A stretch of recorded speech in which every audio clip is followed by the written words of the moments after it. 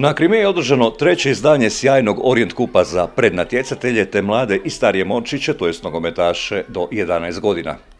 Kod starih momčića triumfirali su klinci iz nogometnog kluba Zamet, ispred Orijenta Halubjana i Ogulina. Za najboljeg igrača proglašen je Mihael Lerga iz pobjedničke momčadi, najbolji strijelci bili su Maro Mustapić iz Orijenta i Adrian Simčić iz Halubjana, dok je najboljim vratarem proglašen Lovro Đinić. Koliko si golova zabio? 3. U koliko utakmica? 4 ili 5, tako da što. Koliko dugo treniraš nogomet? 5 godina. Daj mi malo reci kako je to trenirati nogomet i šta bi želio postati jednom? Pa jako je fora, zabavno je, užitak je. Ne znam to opisati. Ja bi rado htio poznati nogometaš i to mi je jedina želja. Evo i najgolgetera trećeg Orient kupa. Zabavan, super i jako težak i tako. Koliko si golova uspio zabiti? 5. U koliko utakmica? 4. Koliko već treniraš? 4,5 godine. I kako je cijelo vrijeme u Orijentu? Kakav je klub Orijent? Dobar, odličan. Samo dobar? I odličan. I fantastičan. Šta piše na toj lopti? Najbolji strijelac. Najbolji strijelac iz kog kluba, šta tu piše? Halubjana, da.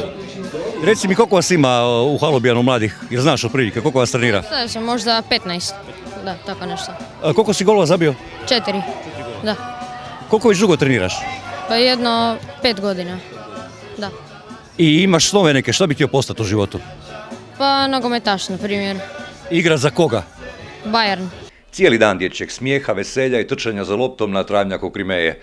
Čovjek koji stoji iza cijele priče, Matija Petrović, naravno oduševljen. Normalno da nema većeg gušta od dječjeg smijeha i dječjeg veselja, zato jesmo mi svi ovdje da na kraju dana su oni najzadovoljniji. I to je jedini pokretač nas svih i ovog turnira koji je počeo prije 2 godine u jeku pandemije i on nam je uvijek u 6. mjesecu kao naznaka na neke bolje dane. Prvo bih zahvalio svim trenerima u omladinskom pogonu koji stvarno daju žrtvu, predsjednik koji daje sve moguće tehničke podrške svojih firmi, brojni sponzori, roditelji koji sve to prate i ostali klubovi koji se odazivaju na svaki turnir. Riječki sportski savez nas je jako poduprio i zahvalan sam im na tome. Nadam se da je to isto neki poziv na bolje dane i da ćemo na nekim drugim igralištima također moći igrati ovako lijepe turnire. Roditelji nisu skidali osmih s lica, tribine su bile ispunjenije nego na nekim utakmicama seniorske momčadi. I kapetan Mario Tadejević je dan proveo s klincima. Najbolji vratar kod starijih močića je Lovro Đinić iz Zameta. Bravo majstore, čestitam. Hvala. Koliko si golova dobio? Nisam siguran, ne znam. Ne znam. Ko je najbolji golman na svijetu? Ja! Lovro Đinić! Ko je najbolji klub na svijetu? Zamet!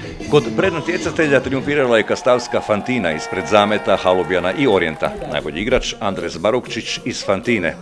A među mlađim močićima prvo mjesto osvojila je škola nogometa Prvi gol, iza koje su ostali Halubjan, Rijeka i Orijent, dok je za najboljeg igrača proglašen Andi Žakula iz pobjedničke momčadi. Atmosfera savršena, svi dobre volje, nogomet u svom najboljem izdanju.